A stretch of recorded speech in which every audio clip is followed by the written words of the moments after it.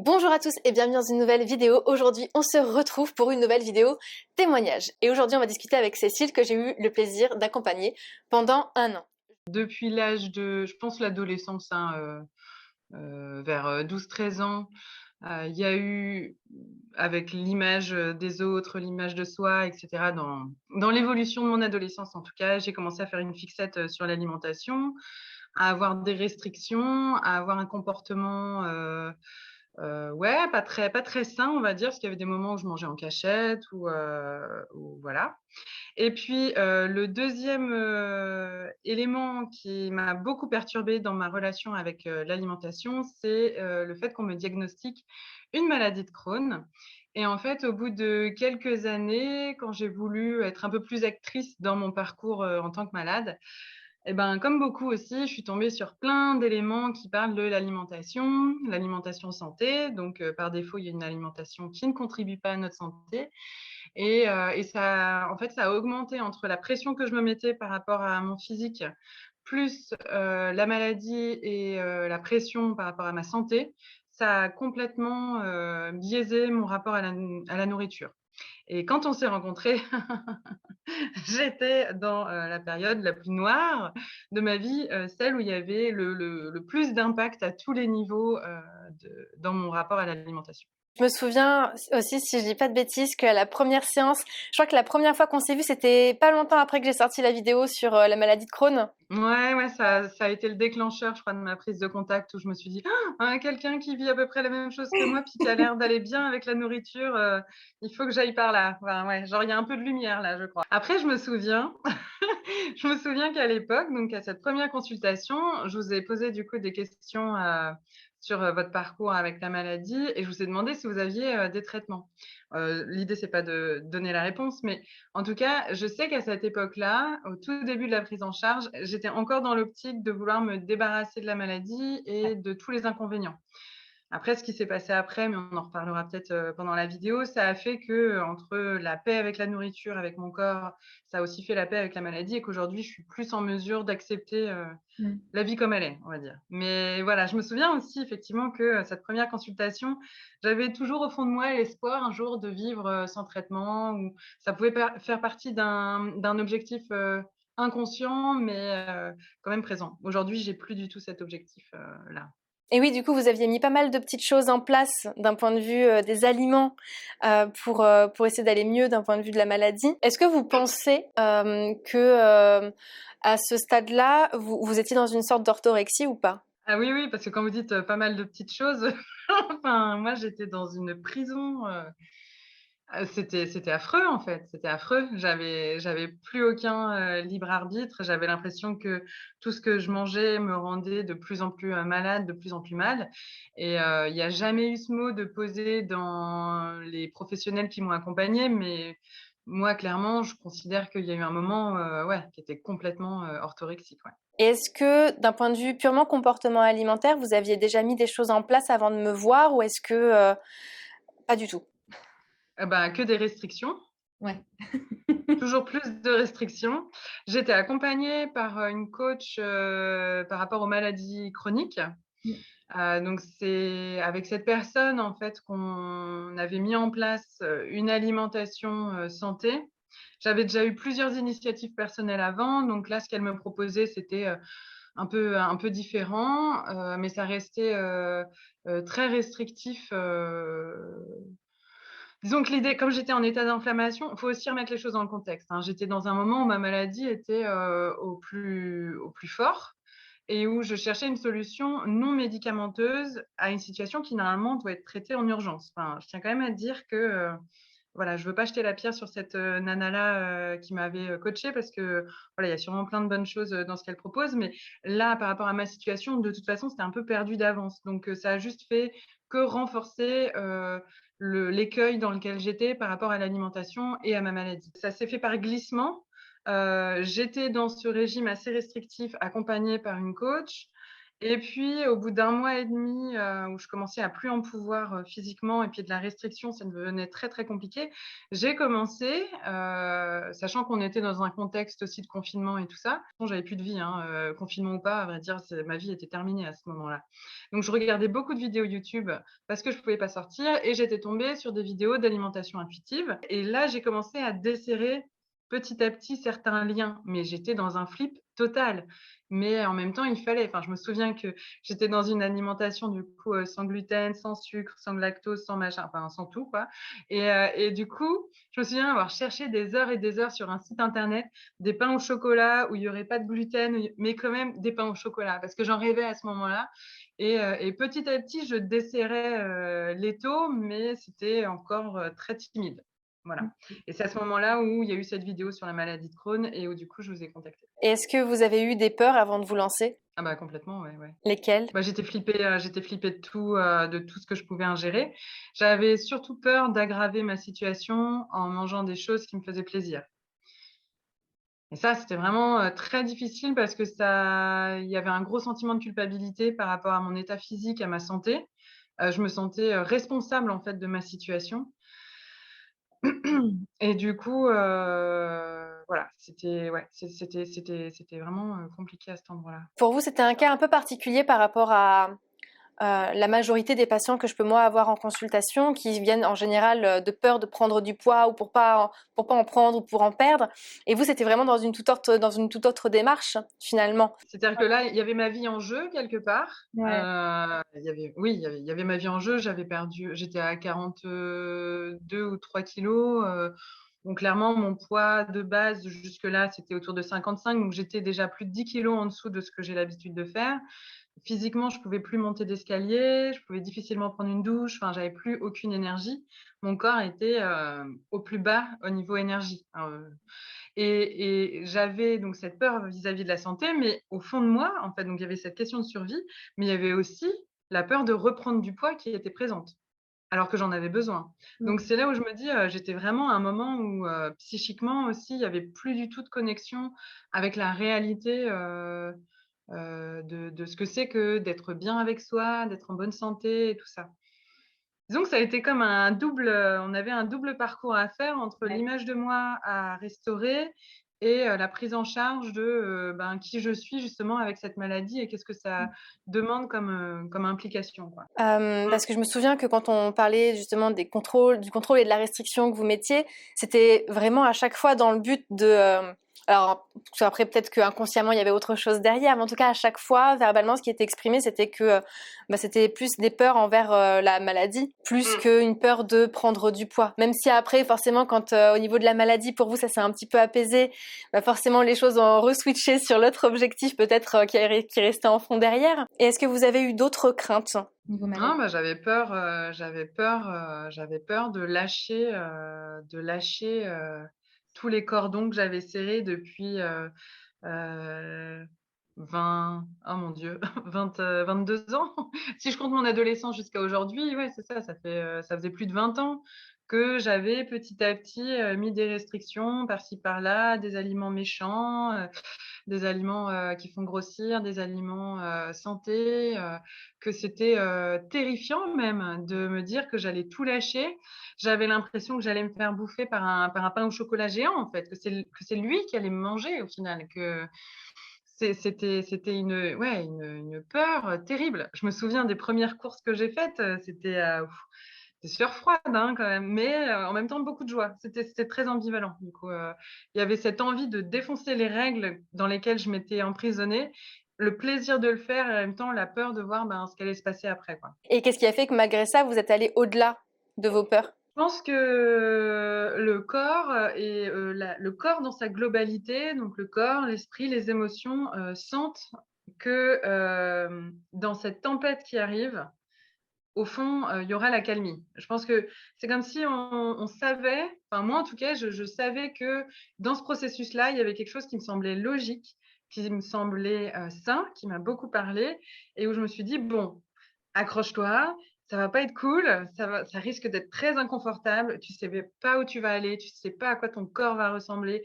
Voilà, mais quelque part, il y avait cette idée de faire la paix derrière qui était plus forte que, tout le marasme dans lequel j'allais, aller en sortant de cette zone de confort, de pseudo-confort d'ailleurs, qu'on est quand on ne s'accepte pas et qu'on est dans la restriction, quoi. Enfin, je sentais cette grande cohérence dans cette démarche avec celle que j'aime avoir aussi moi dans la vie, globalement, qui est une vie, où j'ai envie d'avoir du plaisir, j'ai pas envie de me limiter. On a déjà assez de limites et de contraintes comme ça en tant qu'humain, pourquoi se rajouter celle-là? Donc il y avait quelque chose d'assez philosophique, en fait, métaphysique autour de ça, où je m'étais dit: «Bah, d'entrer par, cette case alimentation, quelque part, ça tombait sous le sens à ce moment-là», parce que c'était, comment dire? La partie la plus émergée, de l'iceberg, qui allait me permettre d'aller justement, permettre d'apaiser tout ce qui était immergé en dessous, quoi. Mais c'est hyper intéressant parce que dans toutes les maladies, on peut très vite tomber dans de l'orthorexie, hein.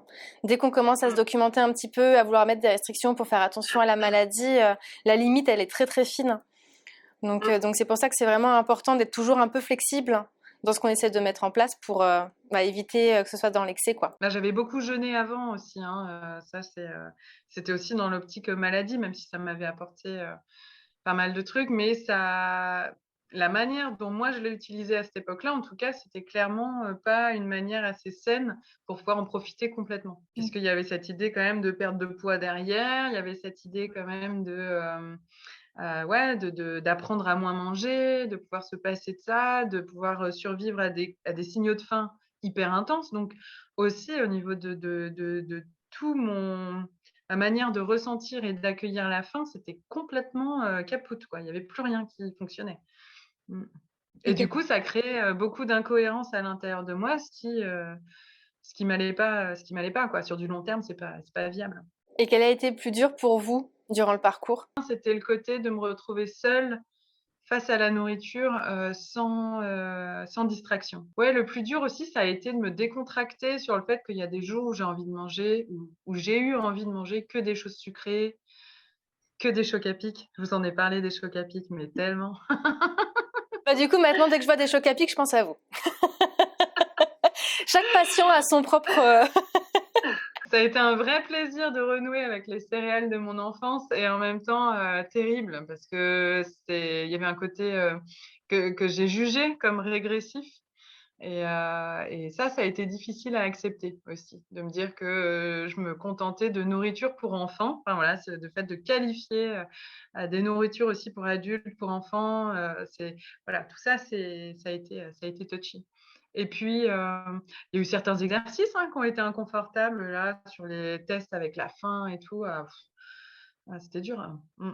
Et qu'est-ce qui vous a le plus agréablement surpris durant le parcours? Il y a eu un déclic en fait et il y a eu vraiment un switch. Je me souviens, c'était un mois d'octobre ou novembre, en tout cas, c'était en automne, donc ça faisait 3 4 mois qu'on avait commencé le suivi et où, je commençais justement à ne plus avoir, non, à réaliser qu'il y avait une fin, une fin à la fin, enfin une fin FIN aux compulsions en fait. Mmh. Qui avait plus besoin des compulsions. Je pense que ça faisait quelques mois que j'en avais plus et que je réalisais que j'en avais plus besoin parce qu'en fait, j'étais satisfaite de ce que je mangeais au jour le jour et je pense qu'à ce moment-là, j'ai vraiment perçu, le long terme de la démarche et ça m'a fait du bien de voir cet équilibre.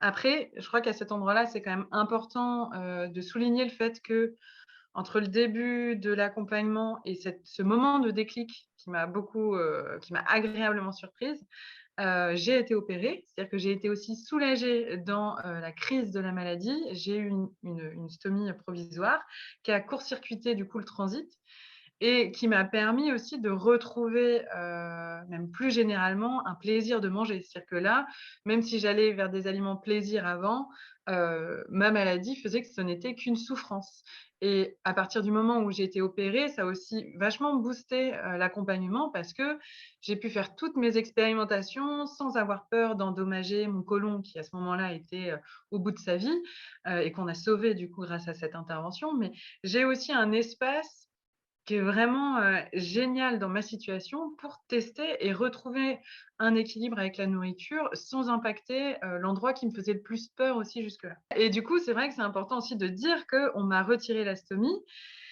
Et j'avais du coup une légère appréhension vis-à-vis de la nourriture et de l'impact qu'aurait la nourriture sur mon côlon, mais rien à côté de, si j'avais pas eu, ce travail-là de fait, en fait. Ça c'est resté quand même serein et ça c'est, enfin pour moi là, à cet endroit-là, j'ai vraiment senti que, ça avait porté ses fruits et que ça aboutissait à une sérénité, vraiment importante dans mon parcours avec la maladie et toutes les étapes que ça demande de traverser. Parce que cette remise en continuité, ça a généré forcément du stress, heu, mais très rapidement, j'ai repris confiance, quoi. Ça a tangué quelques jours après l'opération avec la remise en, d'alimentation, enfin le fait qu'on me redonne à manger et puis après c'est voilà, quand j'ai vu que tout passait normalement, ça m'a rassurée et maintenant c'est nickel, quoi. Je voulais savoir si vous aviez vécu des phases de rechute. Alors, je sais pas si vous voyez de quoi je parle quand je parle des fameuses phases de rechute, mais Des compulsions? ouais, des compulsions ou ces moments où tout ce qu'on a mis en place ou une partie de ce qu'on a mis en place euh, et devient plus difficile à restabiliser, ou du coup vous avez l'impression de pas avancer, de reculer, et que vous allez jamais vous en sortir, d'être dans un moment de flottement dans la prise en charge. Ça vous est arrivé ou pas à vous? À partir du moment où j'ai eu le déclic là, dont on a parlé en octobre-novembre, il y a une confiance qui s'est installée dans le fait que même si ça tangue, le corps allait toujours revenir à son équilibre. Ça a été, et en fait depuis ça, ça a jamais vraiment bougé. Déjà, j'ai jamais eu vraiment de compulsion. J'ai jamais Alors, il y a eu des moments où il y a eu de nouveau des pensées sur, «Mais est-ce que je vais rester à ce poids-là?» Parce que entre, le poids que j'ai eu pendant au plus fort de ma crise où j'étais complètement dénutrie, forcément et celui où, j'ai ma stomie, je peux manger tout ce que je veux, on lâche tous les cordons de la bourse et on y va. Il y a eu un delta quand même de 20 kilogrammes et là clairement si je regarde juste le côté du poids, je suis au poids le plus haut que j'avais jamais pesé avant et du coup, ça a été un moment un peu délicat quand même à me dire, «Oh, est-ce que je vais y rester?» J'avais toujours en moi quand même une forme d'espoir que ça allait, peut-être descendre, tout doucement, tout naturellement et cetera. Ça, je crois que ça fait partie des rechutes, d'avoir envie de perdre du poids et du coup, ça passe assez vite, en fait. Très rapidement, je me dis: «Je préfère, rester comme je suis là, plutôt que de repartir dans, dans les restrictions et tout ça et je préfère, trouver des moyens de m'aimer comme je suis maintenant, plutôt que d'essayer de me changer à tout prix». Voilà. Ok. J'ai un discours où j'arrive à revenir dans cette optique-là. Qu'est-ce qui a changé depuis le premier jour où vous avez commencé à modifier vos habitudes dans la prise en charge? Mais tout, mais la charge mentale, quoi. Avant, enfin, c'est rigolo parce que c'est qu'une fois qu'on en est sorti qu'on réalise à quel point avant on était complètement obsédés par la nourriture, mais du matin au soir. C'était, «Qu'est-ce que je vais manger ce matin? Qu'est-ce que je vais manger ce midi?» Le matin, je réfléchissais déjà à ce que j'allais manger le soir, enfin, il y avait un espèce de truc là, c'était tout le temps présent et puis entre les repas aussi, c'était présent tout le temps, tout le temps, tout le temps. Là, aujourd'hui, dans la manière que j'ai de m'organiser, j'y pense le dimanche, je me prépare, mes idées de repas pour la semaine, je fais mes courses le lundi et basta, en fait. Après, je suis et quand, j'ai des sensations un peu particulières, des envies un peu particulières, bon, bah, hop, j'y vais. Mais ça a tout changé, enfin, il y a une liberté, énorme et puis, au contact des autres, en plus, on se rend compte à quel point, enfin je me rends compte à quel point, au contact de mes amis qui peuvent avoir des pensées restrictives, même légères, je me rends compte à quel point, moi je me sens bien et mieux, de pas les avoir et de me lâcher la grappe, sur ça, quoi. Donc quand on ouais, tout ce qui a changé depuis, enfin tout, quoi, ouais. Tout, tout, tout, ouais.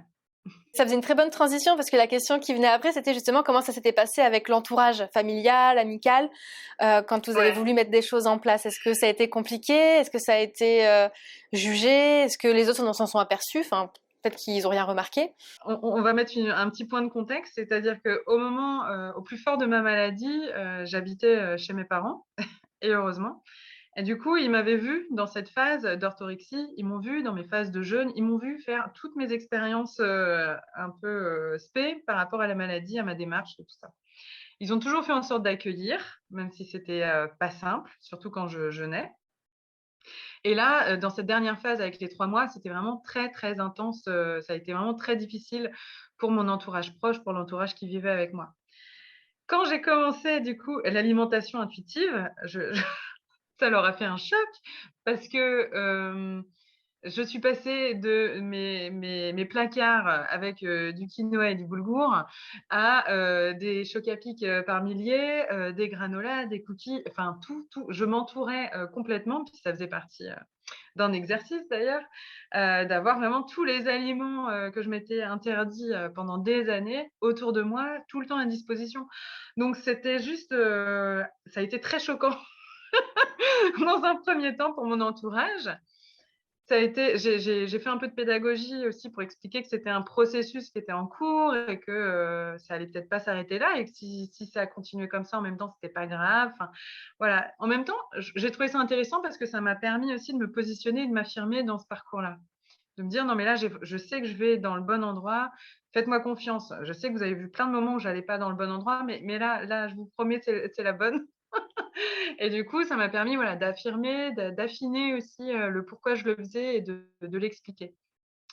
Et avec, le reste, enfin les personnes qui vivaient pas avec moi, je pense qu'elles l'ont juste vu parce que je reprenais du poids, parce que je ne me cachais pas pour manger. C'est-à-dire que dès que j'avais faim, je mangeais et je pense qu'à une autre époque, ils étaient pas forcément témoins de moments où je mangeais, enfin, je sais que, pour manger un pépito, si c'était pas l'heure du goûter ou en fin de repas avec le café, je me cachais pour le manger. Or là, j'avais plus de problème à manger dès que j'avais faim.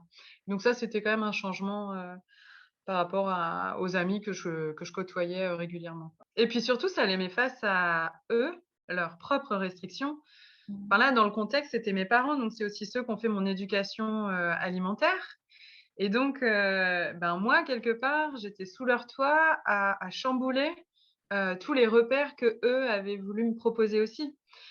Et moi, dans mon travail, du coup, je pointais aussi du doigt, certaines, absurdités, enfin, choses qui me semblaient absurdes, du coup, à ce moment-là. Enfin, sur des: «Il faut manger ça à tel moment, il faut manger à telle heure», voilà, moi, j'étais enfin, là, du coup, j'étais dans l'espace qui m'avait donné ce cadre-là, à démonter le cadre. Donc c'était vraiment, pas forcément très fluide, toujours, quoi. Et combien de temps est-ce qu'il vous a fallu pour voir les premiers changements de votre comportement alimentaire? Je pense qu'il a fallu bien 2-3 mois. Ouais, 2-3 mois pour, les premiers exercices, la mise en place, la prise de conscience, retrouver, la faim. Je pense qu'à partir du moment où il y a des choses qui se réajustent avec la faim, ouais, donc au bout de 2-3 mois, c'est là où ça commence à où ça a vraiment, évolué. Mmh. Et si vous deviez me parler d'une chose que vous avez particulièrement aimée dans l'accompagnement, ce serait quoi? Le travail sur la faim, D'accord. sur, le fait d'identifier 3 types de faim. Ah ouais, c'était ça. 3 types de faim et puis je me suis dit: «Ah ouais, mais en fait, à chaque fois, je me faisais violence parce que je pensais que la faim, c'était, à un certain endroit et en fait, ça, c'était ma grande faim, quoi». Et le fait de ça m'a vachement apaisée de me dire: «Non, mais en fait, tu sais, tu as faim avant, tu as le droit de manger, quoi». Ça a bien, ouais, ça a été un moment vraiment agréable où je sens qu'il y a pas mal de choses qui, avec ça, se sont apaisées aussi dans mon comportement. Et est-ce qu'aujourd'hui, vous diriez que vous êtes libérée de tout? Globalement, je dirais qu'à 95 je suis libérée. Je pense qu'il y a toujours 5 de l'image de moi qui est à travailler, mais j'ai plus l'impression que ça se joue sur le comportement alimentaire. Là, c'est plus, ouais, enfin, c'est plus de moi à moi, enfin, forcément avec la maladie, avec, les différents, régimes que j'ai fait avant, après, ben, le corps, il a bougé, il a changé. Il y a, même si je me suis déjà bien apaisée sur l'image, je sens qu'il y a des moments où je peux porter un regard qui, peut être moins doux, moins accueillant. Donc voilà, ça arrive pas souvent parce que globalement, je me trouve chouette. Mais je sais que c'est pas, ouais, c'est pas tout à fait à 100 mais on n'en est pas loin. J'en profite en même temps pour rebondir sur le fait que quand on arrive de toute façon à une fin de prise en charge, souvent quand on arrive à une fin de prise en charge, c'est que sur l'instant, il n'y a pas matière à travailler sur d'autres choses. Mais au fil des mois, au fil des années, on peut se rendre compte que avec la prise en charge, enfin avec le travail qu'on a fait de base sur le comportement alimentaire, on a mis un grand coup de balai à à la majorité des choses qui posaient problème, ce qui nous laisse la possibilité, au fil des mois et des années, de pouvoir mettre un peu plus en avant d'autres choses qui étaient un peu plus profondes et qu'on pouvait pas voir au départ parce qu'il y avait trop de choses en fait à travailler dessus. Donc c'est pour ça qu'après une prise en charge, il y a peut-être y avoir besoin à un moment donné de retravailler sur des petites choses avec un accompagnement, sans accompagnement ou avec d'autres types de thérapeutes, peu importe. Mais du coup c'est bien parce que ça vous permet aussi d'avoir suffisamment de recul après pour se dire ah là je touche du doigt un petit truc qu'il faudra peut-être travailler parce que là je sens que ça a fait surface depuis quelques temps. J'aime bien justement la manière dont vous venez de présenter les choses, dans le sens où, oui, on a déblayé le plus gros, on a déjà fait une place nette. Et puis, il y a aussi un temps organique à se donner pour que laisser décanter les choses et éventuellement revenir sur des choses un peu plus précises, un peu plus subtiles, quelques temps plus tard, quoi. Mais d'effectivement, de se laisser déjà le temps de voir comment ça évolue comme ça, quoi. Et quel rapport est-ce que vous avez aujourd'hui à votre corps par rapport à avant la prise en charge? Alors, ça a beaucoup changé parce que avant la prise en charge, j'étais fixée, donc sur les chiffres et du coup, c'était important pour moi de rentrer dans du 38. Et le truc qui a été chouette, c'est qu'avec la stomie et puis avec la prise en charge, c'est rigolo, c'est que bon, pour moi, il y a toujours eu, plusieurs, facteurs qui ont joué en même temps. Mais entre la stomie et l'accompagnement, j'ai très vite, pas eu le choix de trouver des fringues qui étaient à ma taille, déjà pour prendre soin de la stomie, pour éviter les fuites, enfin voilà, pour être bien. Et puis j'avais besoin de retrouver une bonne image de moi aussi, donc j'avais investi dans des fringues qui étaient à ma taille. Mais déjà, juste ça, c'était un grand bouleversement, hein. Et à partir du moment où j'ai eu des fringues qui étaient à ma taille, mais forcément, je me sentais mieux dans mon corps, donc je me sentais mieux avec moi. Donc ça, déjà, ça a été le premier grand truc où je me suis dit: «Mais Cécile, mais plus jamais, plus jamais tu te fixes sur une taille, quoi». Même dans les culottes, j'étais capable d'aller jusqu'à du 48. J'étais en mode: «Mais je m'en fous, je veux juste être bien». Dès qu'il y a un élastique qui commence à trop me serrer, je le coupe ou alors je prends une taille au-dessus. Enfin, voilà, j'essaye de trouver toujours des solutions pour trouver des fringues dans lesquelles je me sente bien, à l'aise, confort et cetera. Et ça, je trouve que ça joue vachement parce que j'ai essayé à un moment donné de remettre un jean que je mettais à une époque et je me suis dit: «Mais comment j'ai fait en fait?» Je me sciais le ventre, je me sciais la respiration et je sentais que pendant la journée où je le portais, mais j'avais une mauvaise image de moi. Ça avait directement un impact sur, l'image que je me renvoyais à moi-même. Et je change de jean et je change pas de poids et là, je vais bien et je me trouve super. Donc vraiment, je me dis: «Waouh, l'impact des vêtements, c'est hyper important». Et le deuxième facteur qui a beaucoup joué, c'est, donc aussi, avec la stomie et l'accompagnement, j'ai mis en place un accompagnement, individuel en yoga, thérapeutique. Et en fait, j'y suis vraiment allée dans une optique de faire la paix, de continuer à faire la paix avec mon corps par le mouvement. Et en fait, ça a donné, plein d'autres bénéfices qui étaient au-delà de ça, donc qui ont vraiment, changé mon corps, sa musculature, sa morphologie, mais c'était pas l'objectif. Et donc c'était un peu comme le 1er sport vers lequel j'allais, le 1er mouvement, sans objectif, de réussite, mais vraiment juste dans un objectif d'avoir du plaisir à être en mouvement, à avoir des sensations, physiques et à aller explorer ces sensations. Et en fait, je trouve que le combo de tout ça, les vêtements, l'alimentation et le yoga, là, qui était adapté à moi, ça a vraiment, permis de faire émerger, le fait de vivre dans le plaisir, pour le plaisir, dans le plaisir du mouvement, dans le plaisir d'habiter son corps, d'être bien, de pas être serré, et voilà. Et donc ça reste des choses qui me suivent encore aujourd'hui, quoi. Et si vous aviez l'occasion et la possibilité de donner un conseil à la vous d'avant la prise en charge, la vous qui est avant d'avoir l'intention de vouloir rentrer dans une prise en charge, qu'est-ce que vous lui diriez? Ah mais on pouvait pas lui parler, en fait. On on pouvait pas lui parler, elle était dans un autre monde, en fait. C'est très compliqué là de me dire, enfin, j'ai l'impression que je pourrais pas, enfin, elle donnait pas accès à des choses qui pouvaient, lui apporter une forme d'ouverture. Donc, ouais, j'ai l'impression que je peux rien lui dire. Et même si elle n'entend pas sur l'instant, si vous aviez un conseil à lui Mmh, donner. je crois que le conseil, ça serait je lui dirais: «Laisse-toi le temps». Parce que peut-être que la problématique dans laquelle j'étais, c'était de vouloir des solutions, instantanées, très rapides. Là où je vois que, voilà, sur des processus en fait, sur des processus de transformation, profonds, il y a forcément besoin d'un temps. On en a parlé tout à l'heure, là, par rapport au temps organique des choses. Voilà, c'est des choses qui se font pas en 1 semaine, en 10 jours, et en même temps, c'est beau de pouvoir se laisser le temps de vivre, quoi. On est tous à courir après des minutes et là, de se dire: «Ben, je me laisse le temps d'évoluer, d'avancer, je relâche la pression sur un résultat là, tout de suite, maintenant». Ouais, donc cette idée de se laisser le temps. OK. Et si vous deviez rajouter quelque chose là, qu'est-ce que vous aimeriez dire? Dans mon parcours avec, la maladie, puis voilà, la stomie là dont j'ai parlé, ça m'a vraiment donné envie de témoigner aussi, et j'ai du coup ouvert une chaîne YouTube qui s'appelle Cécile H, H comme la lettre. Et du coup, voilà, pour les personnes qui ont, des maladies chroniques, maladies de Crohn ou autres, l'idée de cette chaîne, c'est vraiment de témoigner sur, bah, un parcours. Il y a des choses par rapport justement à mon parcours avec l'alimentation qui sont déjà, posées, à cet endroit-là. Mais voilà, l'idée, c'est d'apporter, du soutien. J'ai vraiment envie d'encourager les personnes qui sont justement dans des maladies chroniques et qui ont, enfin, ce biais-là, il est tellement, sensible et subtil à aller, vérifier, à aller quand même vérifier qu'il y a pas plus de liberté à trouver. Enfin, la maladie, c'est déjà, tellement compliqué à vivre. Si on se rajoute des carcans en plus, voilà, enfin, tous ceux qu'on peut retirer, on a déjà tellement de c'est déjà tellement complexe que si on peut se retirer quelques carcans, ça peut quand même, faire du bien. En barre d'infos, je mettrai le lien de la chaîne YouTube. Je vous remercie beaucoup pour votre témoignage. Ben, merci de m'avoir, proposé.